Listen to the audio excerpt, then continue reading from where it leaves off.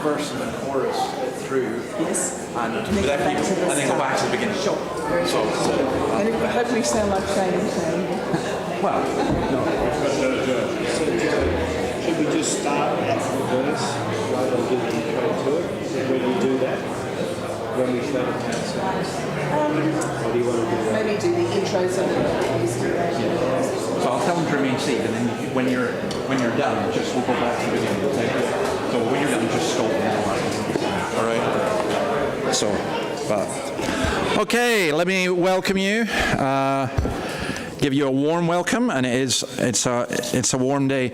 As some of you know, our son was here last week when it was cold and wet and miserable, and he thought that was too hot, so I don't know how he would have coped with this.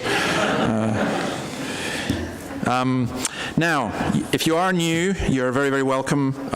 We are here, we worship God, and we're here to hear what God has to say to us through His Word. And I know I kind of always say this, but I do think this evening, if you grasp what Jesus says to us this evening, I think it will be enormously helpful to you. So I hope that that's the case. As always, there's an opportunity to ask questions at the end. You can text in a question or you can shout it out if you want. And also, please feel free to contact me at any time. My email is theweeflea, THEWEEFLEA @gmail.com. Now, we're going to begin with a song. There is a fountain filled with blood, filled with love. If you want to look this up, there's a couple of guys called Shane and Shane who have done this version of it. So this is our own, I don't know, Joe and Julie version of it. So I've asked them if they can play it through first. So remain seated, you can listen first, and then we'll go back to the beginning. So the guys at the back, that's what we're going to do, okay? 1, 2, 3, 4.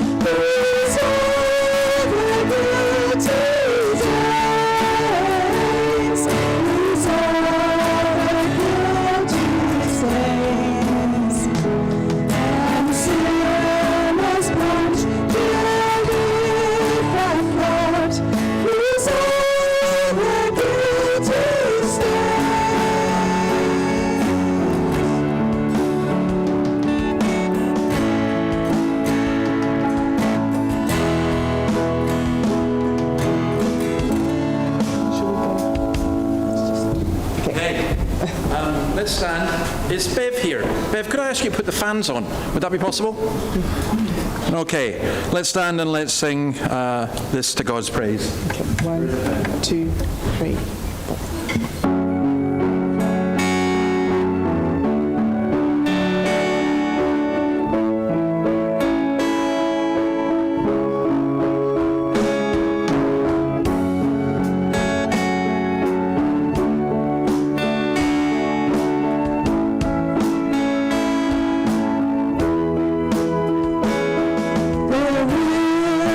Fountain filled with blood.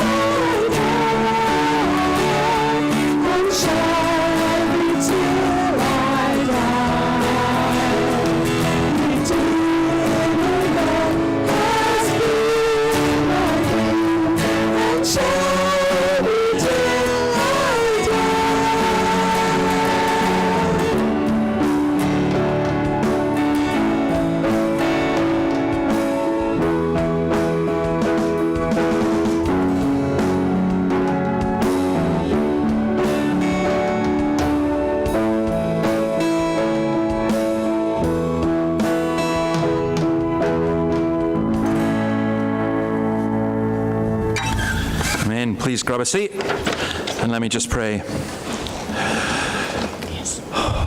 Lord, these are extraordinary words. These are beautiful words. Redeeming love is our theme and shall be till we die. How do we know that you love us? You gave us your one and only Son. May we rejoice and exult in that. And if any of us don't know that, help us as we think of what you have to say to us through your word. In your name, amen. Okay, just a couple of notices. Hospitality, there's food and stuff through in the hall when we're done. Next week, we're looking through the Gospel of John. We're continuing to look at that. And then the folks that are from Charleston and Swansea, we love having you. Don't come back. No, sorry. No, we really, we do love having you, but we need to discuss, okay, some things. So I'd like to have a meeting with the Charleston and Swansea folks. If you could let me know at the end or email me or something, when would be a good time to discuss, because I know that some of you committed to coming for a certain while, and I'm not presuming on that, and just want to explain to you where I hope we're going to be going and whether you want to continue to be part of that.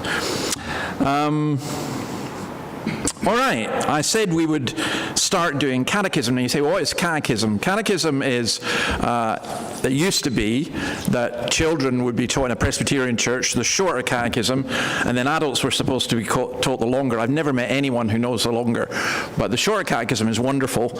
And so, we're going to start with this one. It was slightly reworked. Those of us who are older may know it as what is man's chief end. Man's chief end is to glorify God and enjoy him forever. But what's man's foremost purpose in life? Man's foremost purpose in life is to glorify God and to enjoy him forever. So, where's Sam? Sam's there, is he? And Meredith, you're here as well. Okay. Good to see you. What have you got? What's that called?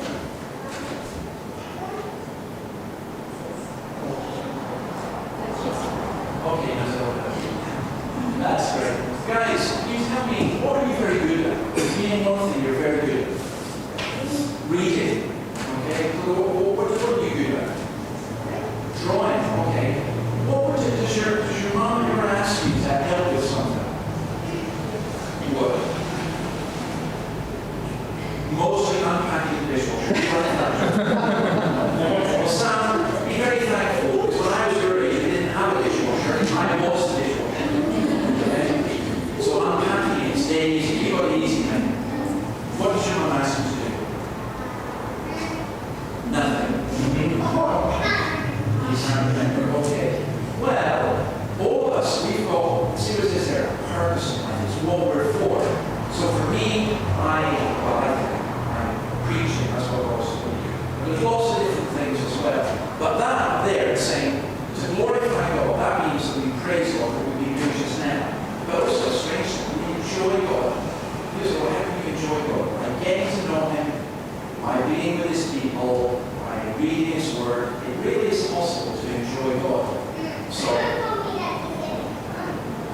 yes, he is going to come. Jesus is going to come back.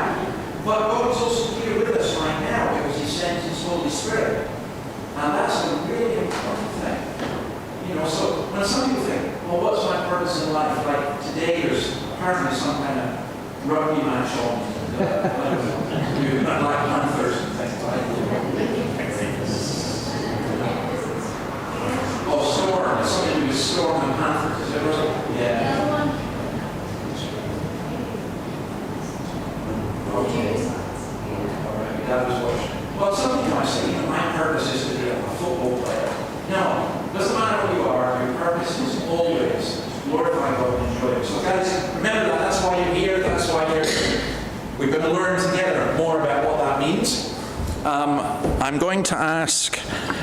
Liz, actually, if you can come up and pray, and then after that, Annabelle's going to read from John chapter 7 from verse 14 to 24.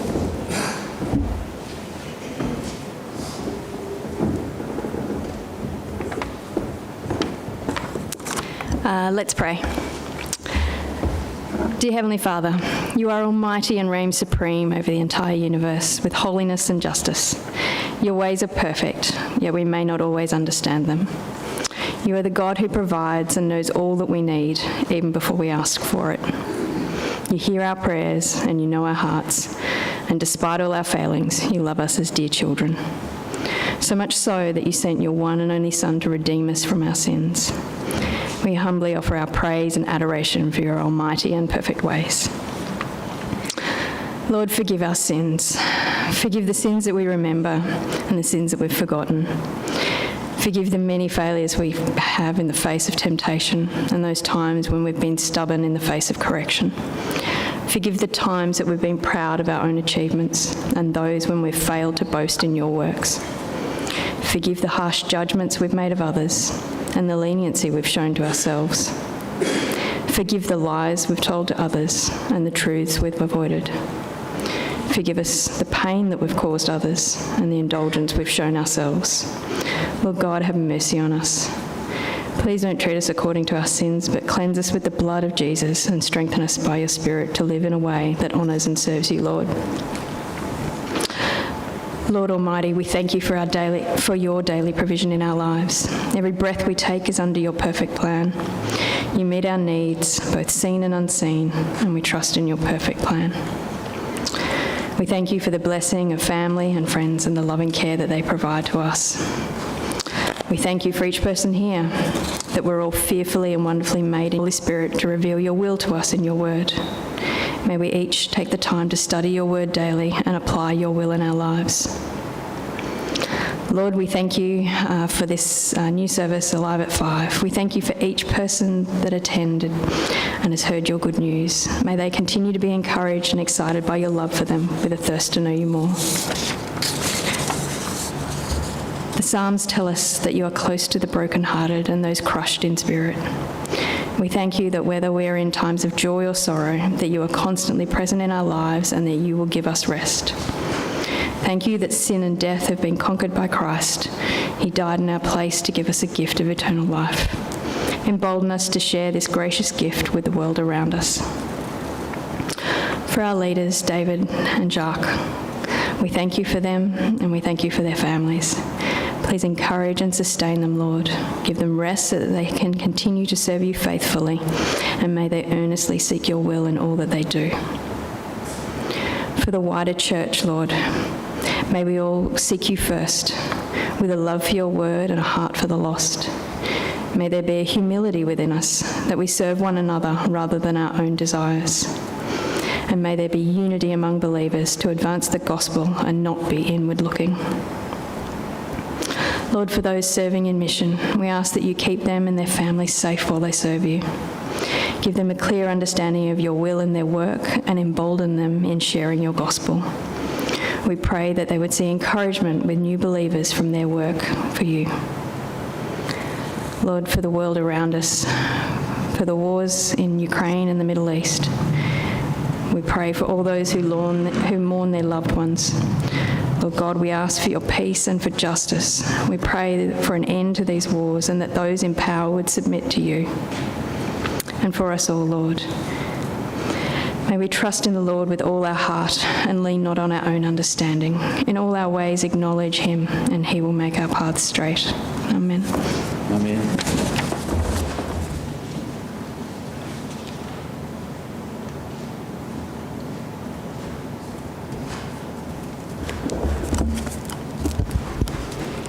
The reading is from the Gospel of John, chapter 7, reading from verse 14.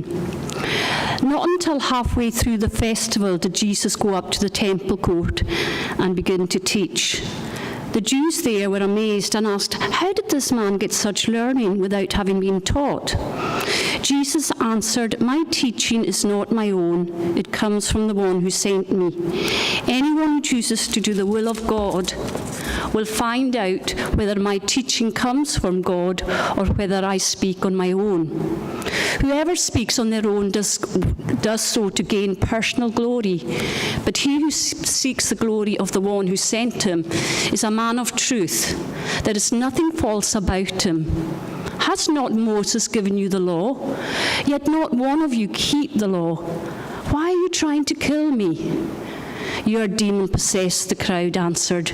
"Who's trying to kill you?" Jesus said to them, "I did one miracle, and you are all amazed. Yet because Moses gave you circumcision, though actually it did not come from Moses, but from the patriarchs, you circumcise a boy on the Sabbath. Now if the boy can be circumcised on the Sabbath, so that the law of Moses may not be broken, why are you angry with me for healing a man's whole body on the Sabbath? Stop judging by mere appearance, but instead judge correctly." This is the word of the Lord. Thanks be to God.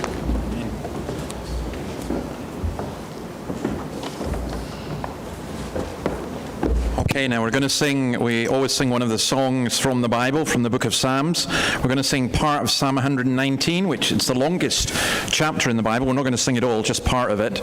And it's tied in with what we've read.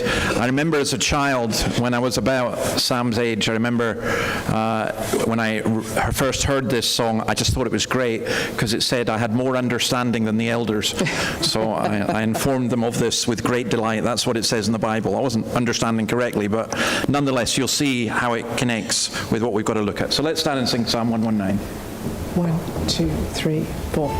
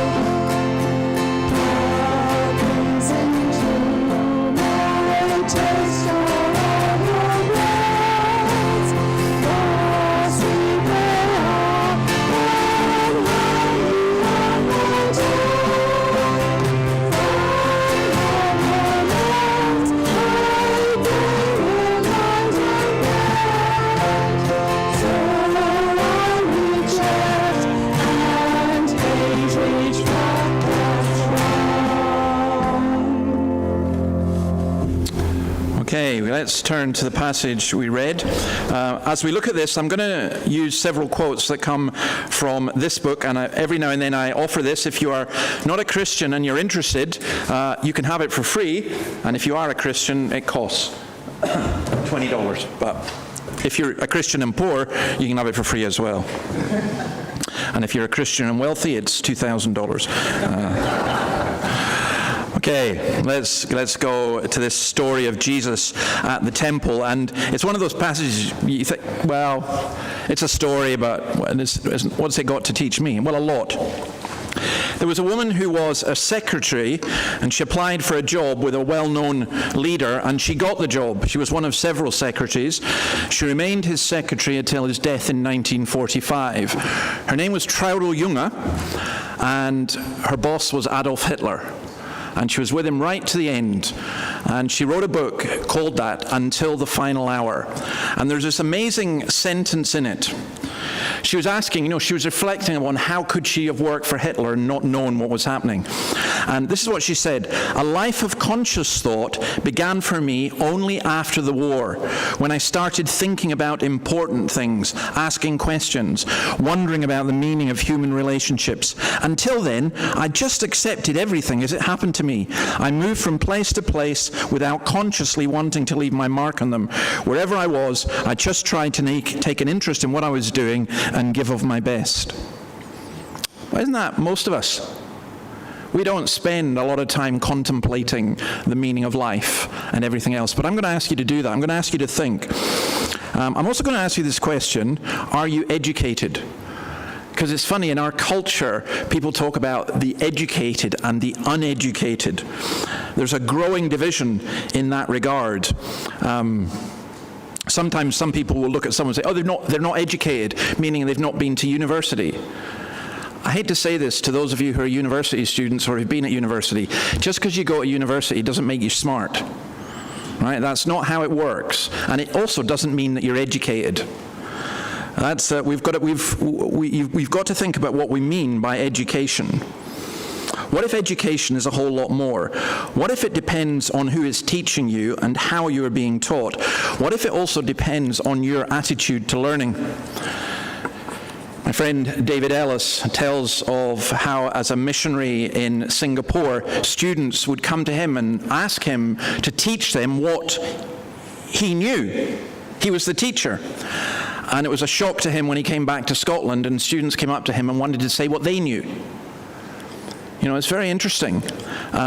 Education works on the premise that we've got things to actually learn, not just exams to pass. Now here, the criticism of Jesus is that he is uneducated. How did this man get such learning without having studied? I studied at what was then the Free Church College, and I suppose my reputation wasn't that I worked particularly hard. Anyway, when our exam results came out, they always got posted on a notice board, and my results were quite good. And one of the other students training for the ministry just put up this verse under mine: how did this man get such learning without having studied? This is not a reason for you not to study, by the way, if you're a student or a young person. It's also not a reason for people to say, well, I don't need to study because, God will just teach me. That's not what this is teaching. But the criticism of Jesus was that he was uneducated, and yet he had this amazing teaching. You may not know this, but if you want to come to Australia and you're applying for a visa as a clergyman or a pastor or a minister, the Australian government want to know how educated you are, and they want to know you've got a degree in theology, and they want to know how long. I mean, it's really quite incredible. And as I was thinking about that, I was realizing that if Jesus applied to come and teach in Australia, he wouldn't be allowed to, because he wasn't educated enough in Christianity.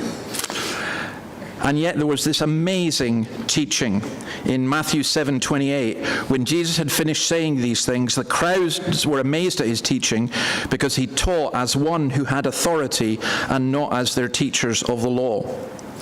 You see, their style of teaching was to stand up and to go, like if I was to go here just now and say, well, Pastor so-and-so says this, and the Pope says this, and so-and-so says that, and then when we put it all together, and to be honest, you'd be bored out your skull, and it wouldn't really be helpful.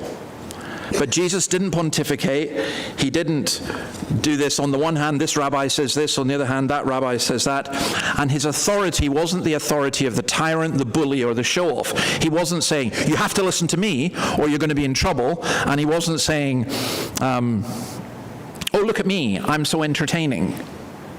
He just taught with authority. And it was the authority of the truth, and it was the authority of God, and it rang true to the people, and they were absolutely amazed. So this verse 16, Jesus answered, "My teaching is not my own, it comes from the one who sent me." The question was literally, how did Jesus get such grammar? I don't know, in Australian schools, do people get taught grammar? You know, can you all speak properly? Do you know your prepositions and all these other things? The word here is, how did this agrammatai man, and grammatai is from the Greek word from which we get the word grammar, and agrammatai means without grammar. How did this uneducated man get such learning? In the morning in the church here, we've been going through the book of Acts, and a fair while ago we looked at Acts chapter 4, and in verse 13 we're told that Peter and John confounded the religious authorities because they saw that Peter and John were fishermen. They were agrammatoi, the same word. They were unschooled, ordinary men. They'd been with Jesus, and they drew their knowledge and authority from that exposure to Christ. It is quite extraordinary that you can have people who are educated to a very high degree, postdoc PhDs, and you can have other people. I remember meeting a man who couldn't read or write, and yet his knowledge of Christ was quite astounding. We need to be very careful. I think in churches, particularly I worked with Sydney Anglicans and with evangelicals in general, middle-class evangelicals. We seem to have been fairly good at reaching out to the educated, and maybe there's just a little bit of snobbery comes in as well sometimes. We think that because somebody hasn't got degrees or whatever, that they're not that smart, and that's really wrong. I remember visiting a man once, I actually was visiting his wife, and she was in her 40s. He was much older, he was 70, and he was a cinema projectionist. And they lived in this just kind of working class housing scheme, the kind of scheme that you went to and a wee boy said, "Oh, what's your car, mister, for £1?" Meaning, if you don't give me £1, your tires are going to be done. And I remember going in and sitting down, having a cup of tea and talking, and he said, "Would you like to come up and see my bedroom?" And I thought that was a really strange request. I thought, well, let's just go with it. I went up. I could not believe it. He had 2,000 books. He was a communist, and he had all of Karl Marx's works. He had all of Charles Dickens. It was just amazing. He was such a well-read man. And I remember thinking, never judge somebody just by what degrees they have. Well, the rabbis are really asking Jesus, who did you study under, Mr. Jesus? Who's your teacher? How many credit hours in theology do you have? What degrees would you have? Remember that Jesus came into the temple when he was 12 and was found asking the rabbis and the teachers and the lecturers and the scholars questions. Now, to help you understand this, you need to understand how the rabbis taught. Their practice was that only the disciple of an accredited teacher, only one who'd studied under one of the great rabbis, was entitled to expound scripture and to talk about the law. And no rabbi ever made a statement on his own authority. He always began by saying, "There is a teaching that." Now, if you know that, then it suddenly makes sense when you read, as Jesus often said, "Truly, truly, I say to you." Truly, truly. If you've got ears, listen. I say to you. Not there is a teaching that, but I say to you. And they're so annoyed with him. This carpenter from Galilee expounding Moses without quoting any of the rabbis.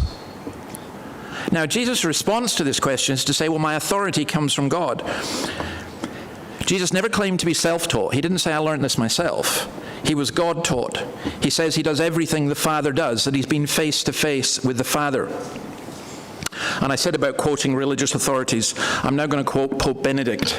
The previous pope, the current pope's a complete heretic, but the Pope Benedict was actually a very interesting guy, and he wrote some very good books on Jesus. And He says this at one point: Jesus' teaching is not the product of human learning of whatever kind.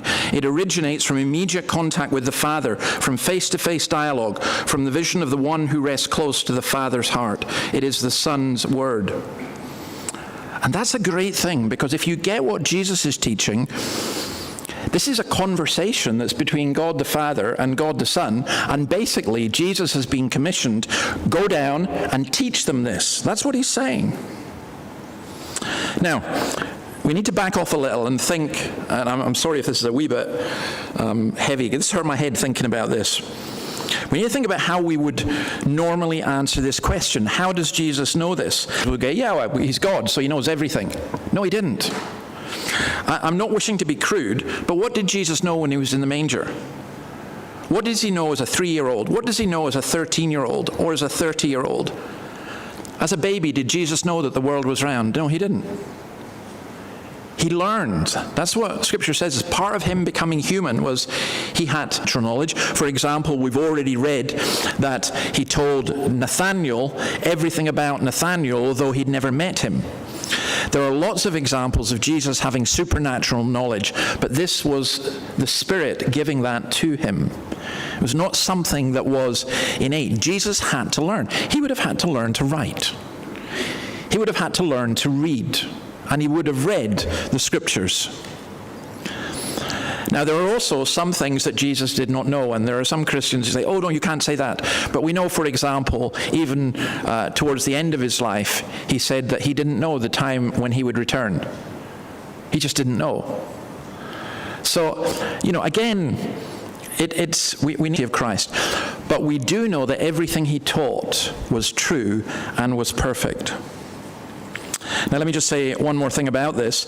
There are people who say, I love the teachings of Jesus, but I don't like the Bible, which immediately begs the question, well, how do you know what the teachings of Jesus are?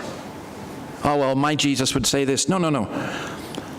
I love Jesus and his message, but I don't like the God of the Old Testament, except that they forget that the message of Jesus is that the God of the Old Testament is his Father and is the God of compassion and mercy, and that his teaching comes from him. You cannot separate the teaching in that way.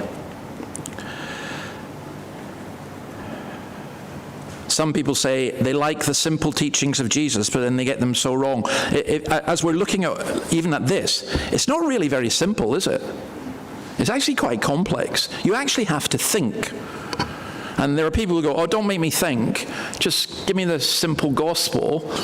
And there's a sense in which the gospel can be taught to 3-year-olds, and it can be taught to people who maybe don't have a huge intellectual capacity, but nonetheless, it's also the case that we are required to think. I think an awful lot of people are put off Christianity because we present it in such simplistic terms that they think, oh, what's the point?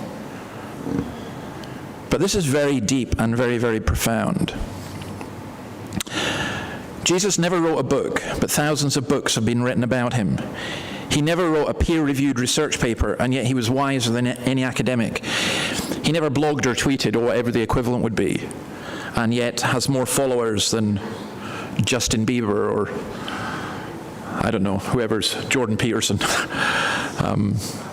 It's just amazing. How can we know if it's true? Verses 17 and 18, Jesus says, my teaching is not my own, it comes from the one who sent me. And then he gives people an opportunity to test it. He said, anyone who chooses to do the will of God will find out whether my teaching comes from God or whether I speak on my own. Whoever speaks on their own does so to gain personal glory, but he who seeks the glory of the one who sent him is a man of truth. There is nothing false about him.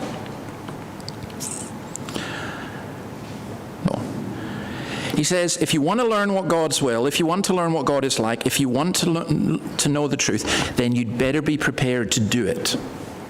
Because you cannot sit from outside and judge it. You have to be prepared to do it. So I've mentioned to some of you before that I'd quite like to learn to surf. I mean, I feel almost like an Aussie preacher already because I'm wearing shorts in the pulpit. I don't think I've ever done that before. But apparently, if I was to go down to EV Church in the Central Coast, I would need to learn to surf. But I could read a book on surfing, and I could go down to the beach with a surfboard, and it would probably be the funniest thing ever. I need somebody to show me how to do it. If you're going to be a joiner, if you're going to be a sparky, an electrician, You work with people who do it. If you're a mechanic, you could read a lot of books and think that you understand how the engine works and that you are able to do it, but until you actually do it, you won't really learn. Likewise, if you're going to be a surgeon, you can read a lot of books and learn a lot about the body, and I hope you do, but you still need to go and cut up bodies. That's what happens. I don't want somebody operating on me who's never gone near a human body with a scalpel. That just would be awful. Actually, if you're going to be a preacher, the same thing applies. We need to learn. And here's the issue, or the thing really that I think is so vital. If you wait until you understand everything about the Christian life before you actually do any of it, you will end up understanding nothing and doing nothing. At some point, if you're going to learn to swim, you have to get in the water. Now, be careful, because Jesus is not saying here, you need to get to a certain ethical standard and then you will understand. What he is saying is, I'm going to teach you and you have to be prepared to obey what I say. Otherwise, there's no point.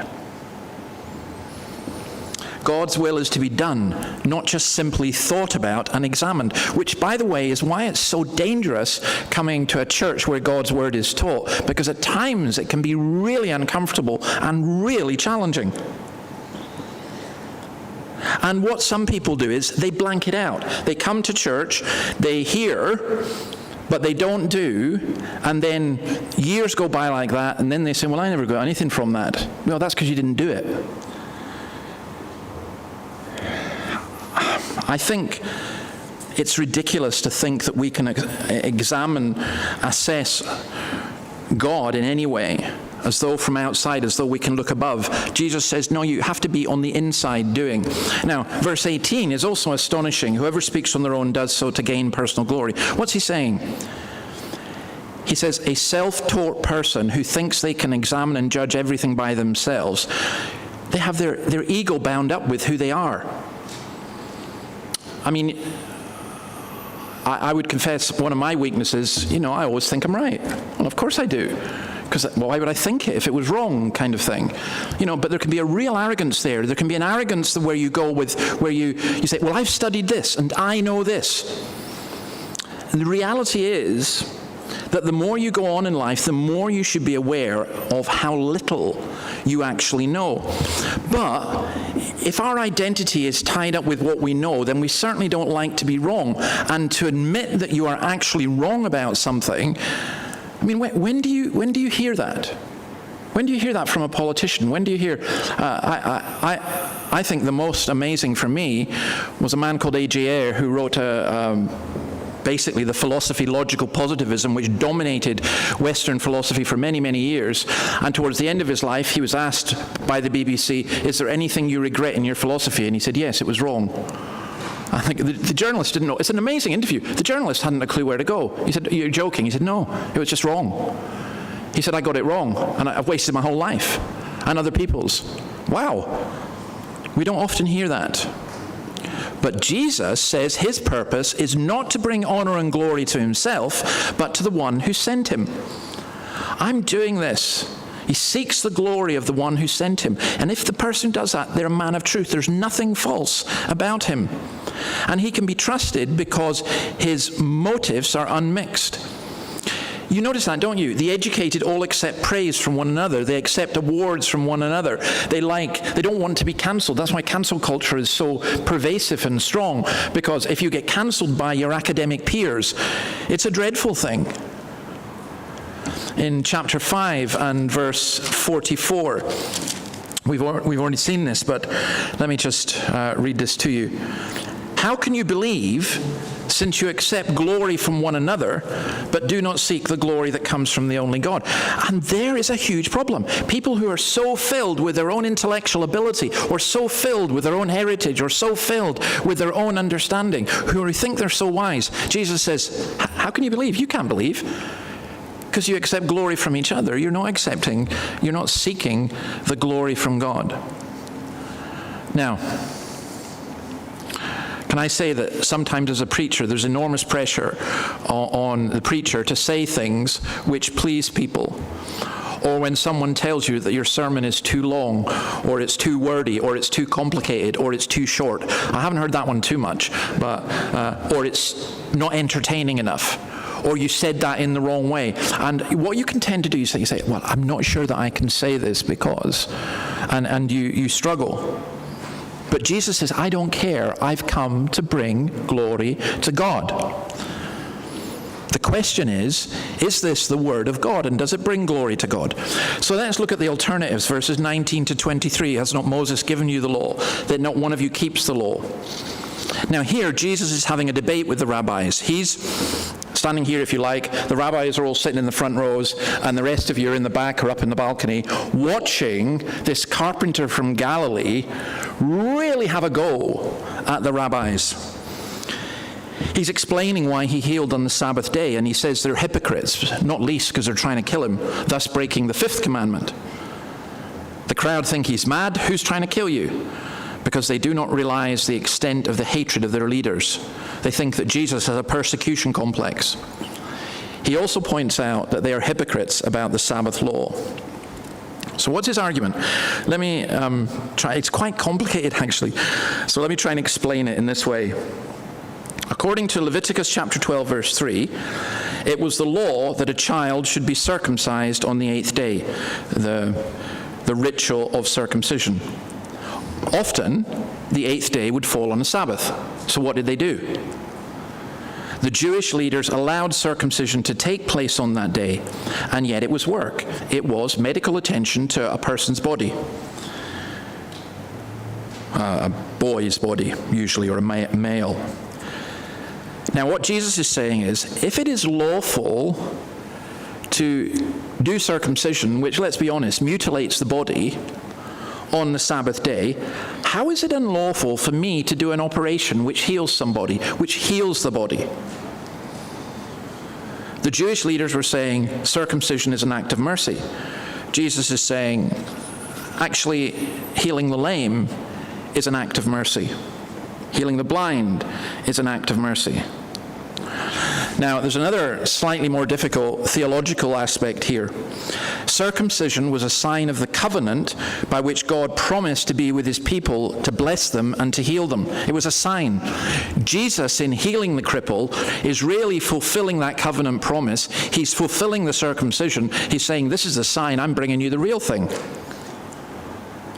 And that's why he's telling them to see below the surface to make a fair judgment. Stop judging by mere appearances, but instead judge correctly.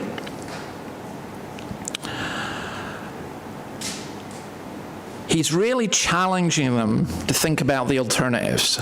He's saying, my teaching comes from God, face-to-face contact with the Father. I'm bringing it to you. What's your alternative? Your alternative is legalism. Your alternative is misunderstanding. Your alternative is hypocrisy. And I always want to say to people, we were looking this morning at how we communicate the gospel to people in Newcastle who are not believers or who don't know the scriptures, and how difficult that can be. But I always want to ask people, give me an alternative. Give me a better way. Show me what your way is. Because the notion of having God himself teach you, I can't think of anything better than that. But they, of course, accuse him of being a demon. So, let me kind of summarize it this way. Pascal says this: Jesus said great things so simply that he seems not to have thought about them, and yet so clearly that it is obvious what he thought about them. Such clarity, together with such simplicity, is wonderful. When people come out of a church, and you've had this happen, sometimes I've heard this, oh, that was very deep, very profound. Say, what was it? Oh, I don't know, but it was very deep, very profound. Well, if you don't know, it's probably not been communicated that well. If you look at great preachers like Augustine and Luther and Calvin and others, they had this tremendous theology and understanding and learning, but Luther put it very straightforward. He said, I always preach as though a 14-year-old serving girl was present, not because he disrespected 14-year-old serving girls, but because he respected them, and he wanted people to be able to understand and to hear. To be able to teach like Christ. So, Jesus is not a Sabbath breaker, that's what he's saying. He's the one who fulfills both Sabbath and circumcision. And I would just apply some of this in this way. If you're a Christian, don't be intellectually lazy. You don't have to be mega smart, but there was a tradition in the Scottish Highlands that ordinary people would read theology. You know, I shouldn't really say this. Annabelle will be very embarrassed, but when I first met Annabelle, I just thought, oh, this is a wonderful woman, because she was reading Louis Berkhoff, Systematic Theology, you know, which is great. My father left school when he was 12, 13, and he was a farm worker. And yet, if you went into the house, there was Martin Lloyd-Jones's books, there was Spurgeon, and so on. No, I'm not saying it's all about reading and everything like that. But I am saying that people need to be challenged to think, and we need to think, and there is much yet to learn. We know so little. But we have to be prepared to do what we learn. Otherwise, it's just like stuff going in and getting stuck. If I had to summarize it this way, I would say that Jesus taught about many things: money, sex, God, humanity, but the best summary is his own. Luke 4:43. I must preach the good news of the kingdom of God to the other towns also, because that is why I was sent. The kingdom of God is where God's reign as king is honored and his will is done. It is a kingdom of joy and peace and justice and righteousness. It is good news, hence the term gospel, because it is a kingdom of love. The message of the kingdom is the message of the king. It is about Jesus himself. It is good news because it is about Jesus, not primarily about us. If you or I taught a message which was about us, then we'd rightly be accused of arrogance and conceit. But Jesus taught about himself because he really is the good news. His message, if you like, is one of self-witness. His use of the terms Son of Man and the Son of David were in the context of the Old Testament claims to being God. He was claiming to be God. He was claiming to be able to forgive sins and to be the Son of God. His teaching didn't come from human learning, which is always derived, but from direct contact with God the Father. That's what makes it so authoritative and so powerful. And listen to him. And believe you me, if I say anything from this pulpit that does not come from God's word, just ignore it. But if it comes from God, don't ignore him. Listen to what he has to say. Let me pray, and then we'll see if there's any questions before we sing. We ask, Lord, your blessing upon this and your word, and we pray that we would understand it, we would be able to apply it. We ask, our God, that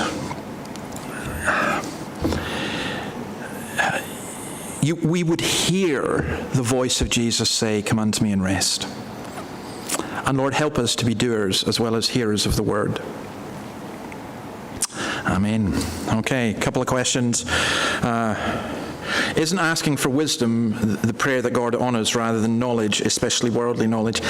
I kind of think wisdom and knowledge go together, because wisdom is just applied knowledge. We kind of do need knowledge. We do need taught. That's the point. We can't just experience it. Later on in John chapter 8, you'll see this. He says, "You do not know me." So we need knowledge, but it's not just knowledge of the head, it's knowledge of the heart as well. But we must not divorce these things. You know, there are such depths in God's word that you can paddle in the shallows and you can swim in the deep end, and you never reach the end of it. Again, it was Luther who said he was tired of the word of God, is tired of life. I find that a lot of Christians are just tired. You know, we hear the same things again and again, and then look at Jesus. Just look at the depth and the profundity of his teaching. And yet it should be that you've come in here and maybe you're not a Christian, you've never heard this before. There should also be something for you. There should be something for the 90-year-old saint who's been a Christian since they were 10 years old. And there should be something for the person who's never heard anything. So yes, we should ask for wisdom, but I wouldn't divorce it from knowledge. I would pray that God would help me to know and to learn. I've got one more, but does anyone want to ask anything before we finish? Okay. Oh yeah, sorry, Peter, and go for it. I was going to ask this the other way, but then I think this would make a bit more sense than you mentioned it. I was going to ask you about the Catholic Pope issue thing, because you would think that the people underneath him would sort of go, hey, you're actually sort of subverting the Catholic teaching, what are you doing? But they seem to just go along with. Yeah. What are your thoughts about that? Right, so this is about, I'm going to repeat what you said, it's about the current Pope, Pope Francis, who's coming out with some stuff that, to be honest, the Catholic Church doesn't teach. And so you're saying that you would think that some of the people, inverted commas, underneath him would challenge that and wouldn't.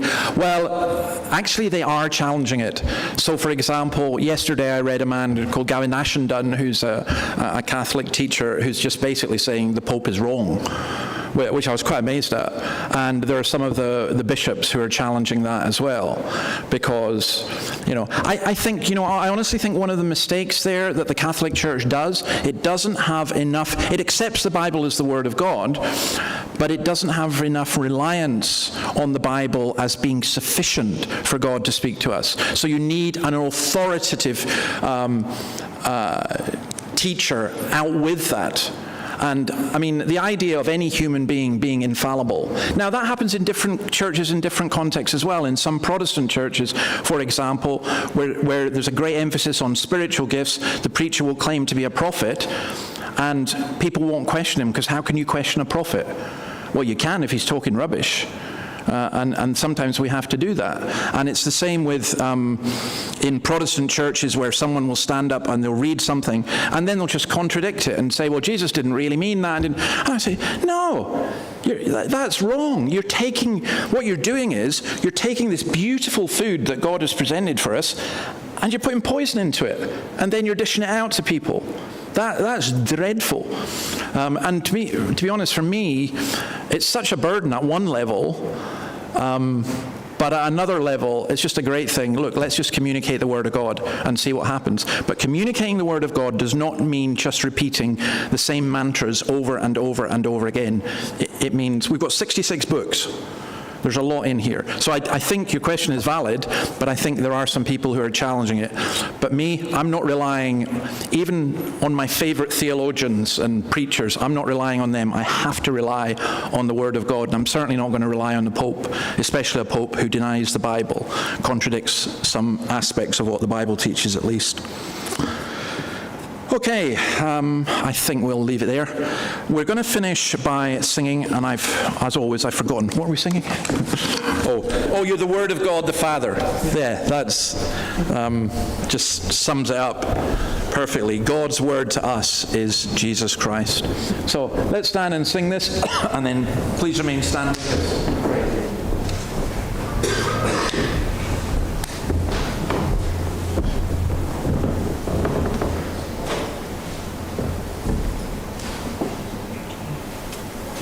Okay. 1 and 2. Done. Power